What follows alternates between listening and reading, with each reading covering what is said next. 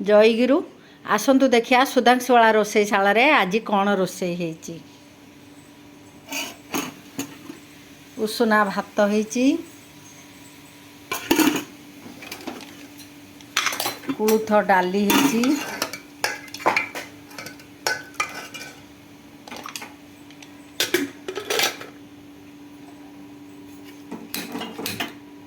ଫୁଲକୋବି ସାରୁ ଆଳୁ ଉଲକୋବି ପକେଇକି ଫୁଟା ତରକାରୀ ହେଇଛି।